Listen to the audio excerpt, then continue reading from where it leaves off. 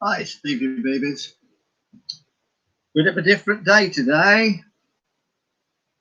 I'll tell you a bit later on about that. So let's go straight into the painting. Here we are. This is a portrait. I don't suppose it needs to be, but I've decided it is. And to that end, I'll put Monica down there.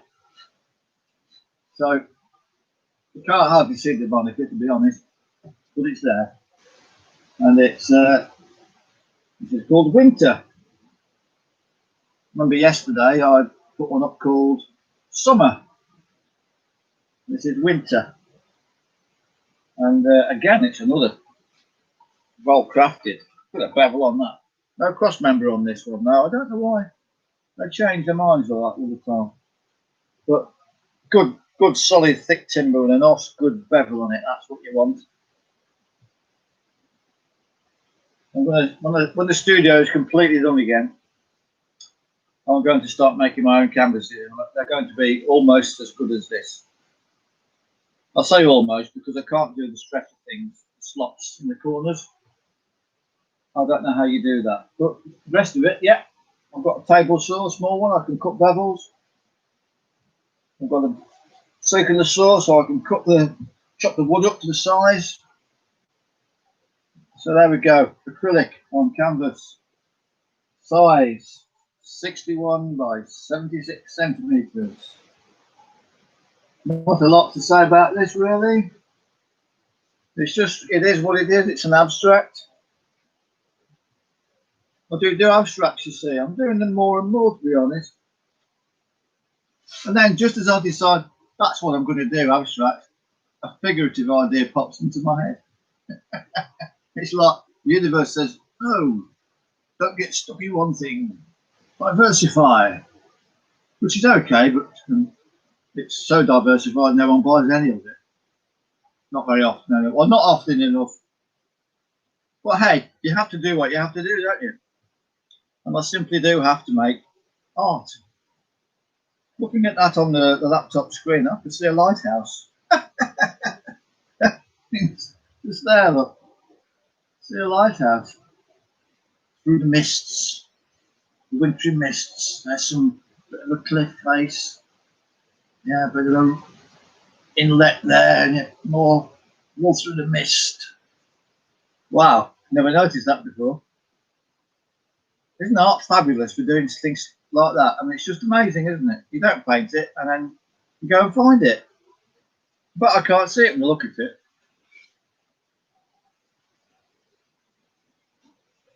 No, it's amazing. I can't see it when I look at the actual painting. But there, shrunk down, definitely.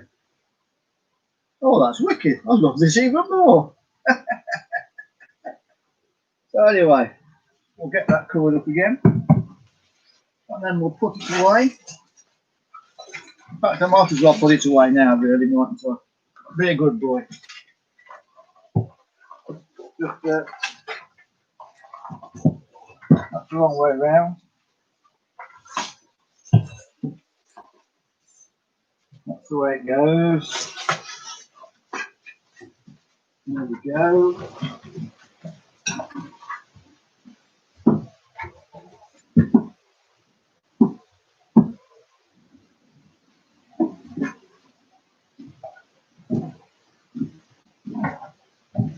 Just so you know, tomorrow's work is spring. I know because I just saw it. So spring will be springing forth tomorrow in the art world. Now, anyway, let me tell you, today, back to work for the first time in a taxi. And oh my goodness, can't say I enjoyed that much at all. I think by noon I'd made £1.60, which meant after 50-50 with the cab company, I'd made 80 pence. I've just finished at 2:15, I think it was, and I've grossed £53. I put £20 of fuel in, which okay will last tomorrow and probably the day after, to be honest. But let's say it's £10 a day, so that's £40. So split 50-50 the rest, £20. I worked all day for £20. And they're going about sweatshops earning £3.50 an hour. Bloody hell, I wish I was earning £3.50 an hour, I tell you.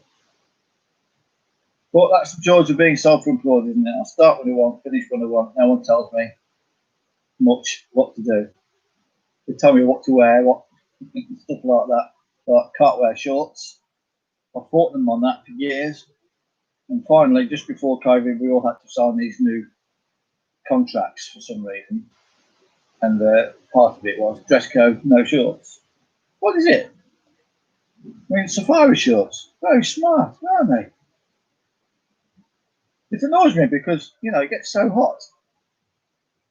And none of the cabs have air conditioning apart from opening the windows. If I was a woman, I'd be fine wearing a skirt, wouldn't I? Yeah, keep cool in the skirt. But, oh no, because you're a man, you've got to wear trousers. Why? It's the company's own fetish, I think. They don't like men's legs or something, I don't know. And with me wearing these support tights, men's support tights, it gets really hot with trousers over the top. Plus, the two fabrics fight each other and grab each other. I mean, that's not very comfortable either. But so as soon as they get home, trousers on.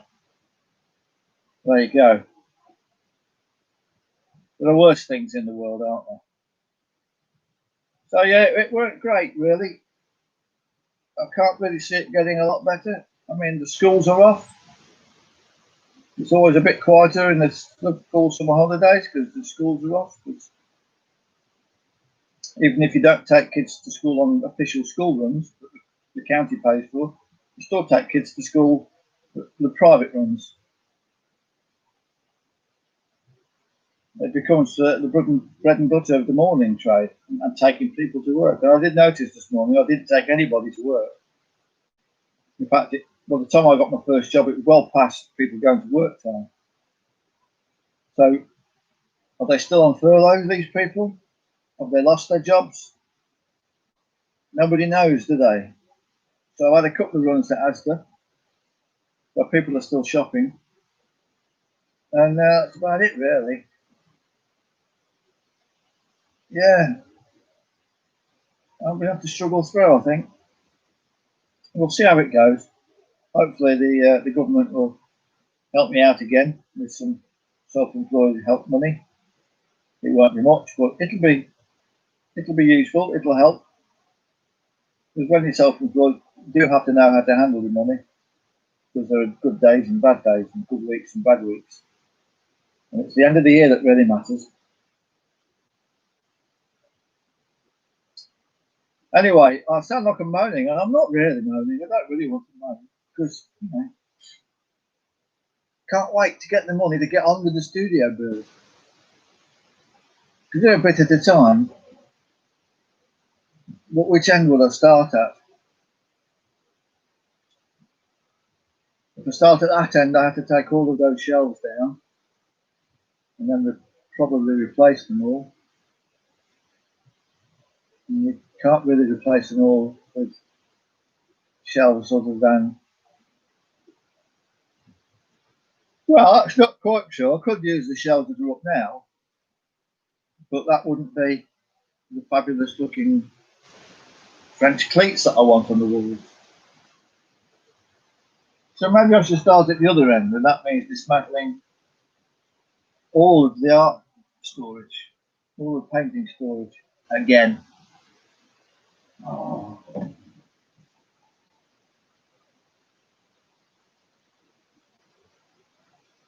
That's possibly the best way to start.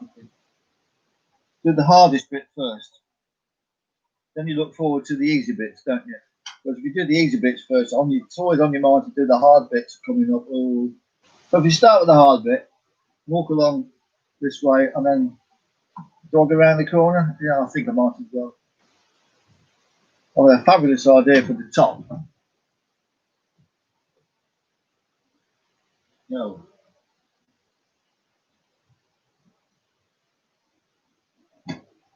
Scratch that. I just realised there isn't the space up there that I thought there was. I seriously have to move these paintings. Why don't they move? Oh. I don't know. So anyway, there we go. What else we talk about? It's now 3 o'clock. My wife is still in pain, worse pain than she's ever had, she says. She's phoned the hospital. They can't get her in for another appointment. She's got one coming up on the 30th. So they're making her wait for that. The doctor has prescribed something, two things. One, one is a laxative because the first one, it's supposedly the painkiller, that causes constipation. So this is the trouble with medicine, isn't it? You take one thing and then you have to take another thing to counteract the one thing.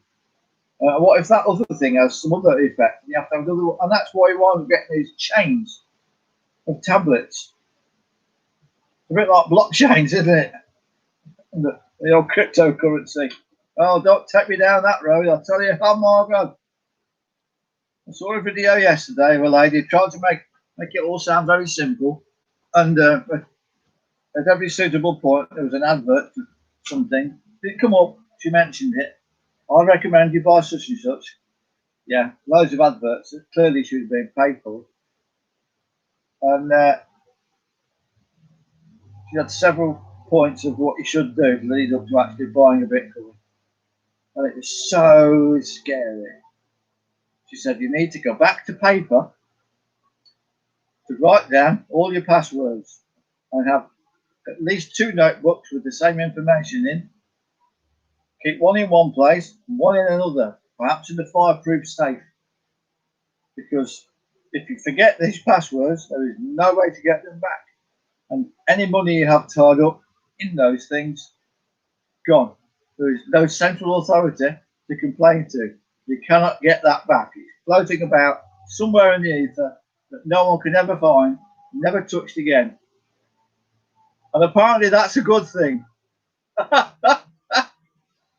Neighbour's got a lawnmower out, I think. Or maybe it's a power saw. It's quite loud, isn't it?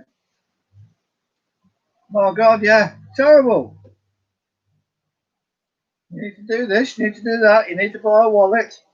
I recommend you. There's several on the market. I recommend you get this type of wallet. In fact, get 2 as a backup. I'll tell you what, with money, you put it in your wallet, you take it out, you pay.